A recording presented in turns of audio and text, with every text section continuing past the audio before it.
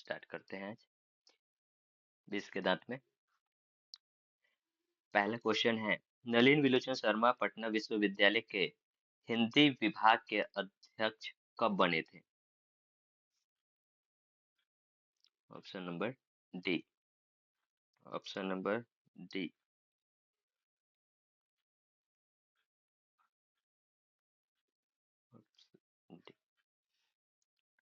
अगला क्वेश्चन है, आलोचकों के अनुसार प्रयोगवाद का वास्तविक प्रारंभ किसके कविताओं से हुआ?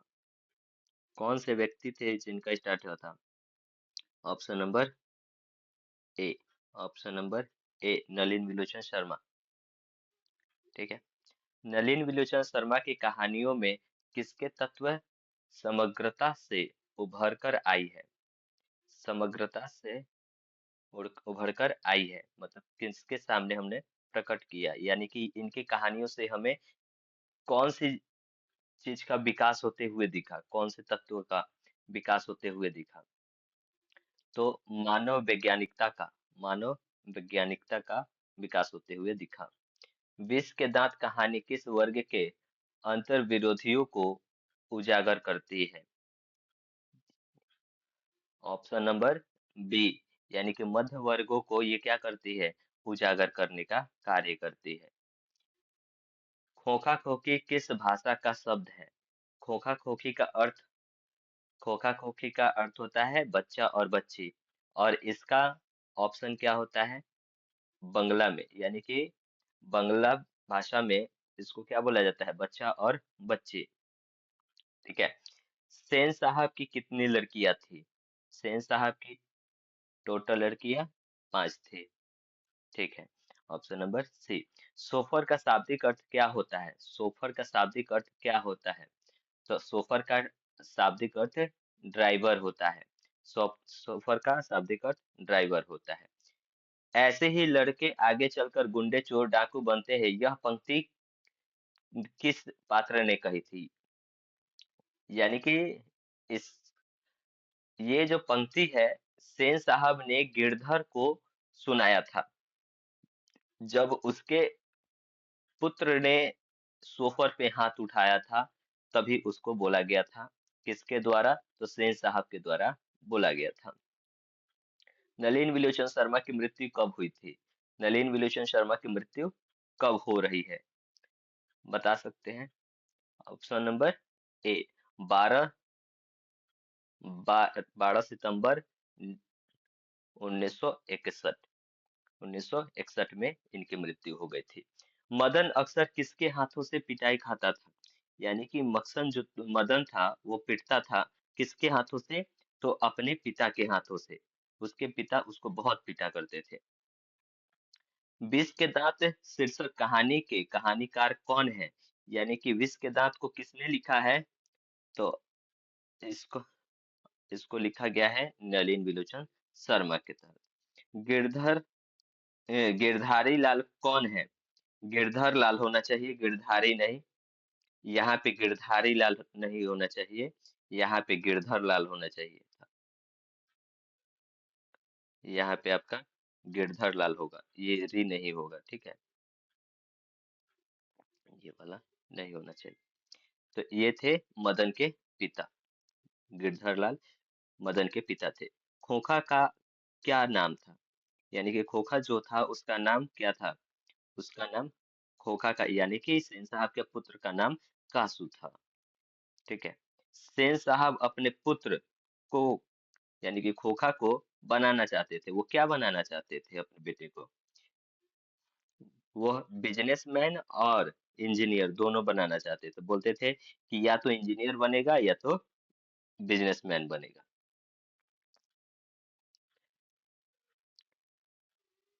मदन की उम्र क्या थी? यहाँ पे क्या लिखा गया है? ये क्या थी?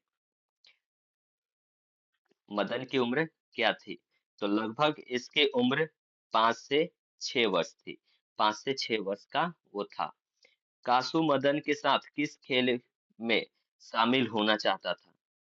तो कासू था लट्टू के खेल में वो शामिल होना चाहता था। मदन ने कासू के कितने दांत तोड़ दिए थे?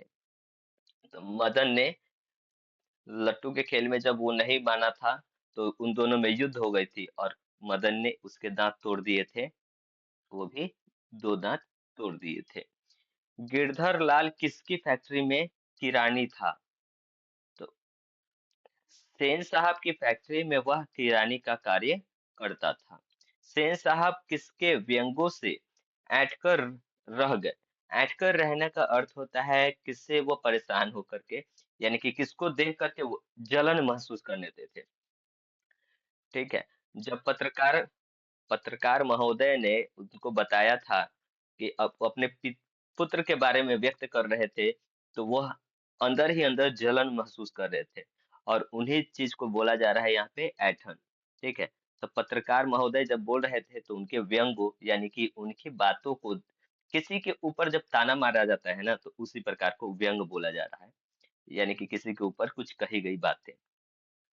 मदन किसका पुत्र था? मदन किसका पुत्र था?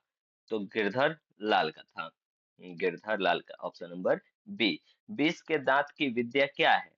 विष की दांत कौन सी विद्या में लिखी गई है? तो ये है हमारी कहानी है। ये क्वेश्चन पूछा भी गया है। ठीक है। सेन साहब की कार की कीमत कितनी थी? तो सेन साहब की कार की कीमत 7,500 थी। 7,500 की गाड़ी थी। ठीक। नलिन विलोचन शर्मा का जन्म कब हुआ था?